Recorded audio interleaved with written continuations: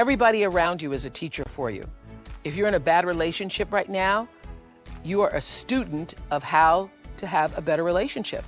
If you're in a bad situation with your boss, that is a teaching situation for you to learn how to get yourself a better boss. Who would have thought in all of the years of the Oprah show that Jim Carrey would be one of our greatest teachers?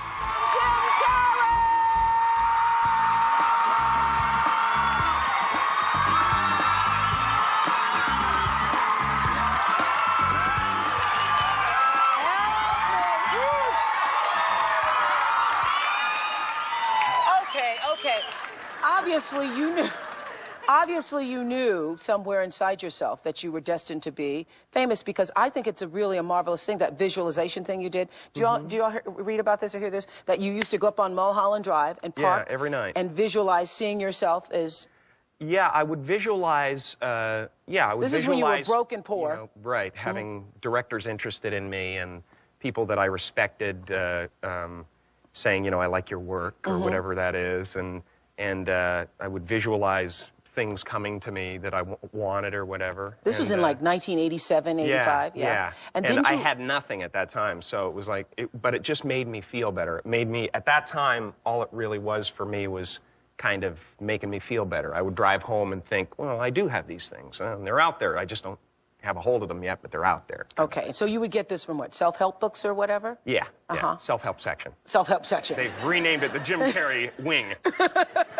So didn't you write yourself a check? I heard that you did. Is that true? I wrote myself a check for $10 million for acting services rendered, and I gave myself 5 years, or 3 years maybe, and I dated it Thanksgiving 1995. And I put it in my wallet, and I kept it there, and it deteriorated and stuff. But then, just before Thanksgiving 1995, I found out that I was going to make $10 million on, I think it was Dumb and Dumber, maybe. Dumb and Dumber, yeah. So you visualize yourself like...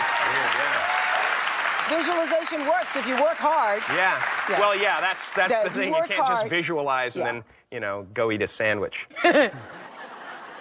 I love that. That was such a powerful moment for me, because I was not a person who did visualization or thought about my belief system in such a practical way.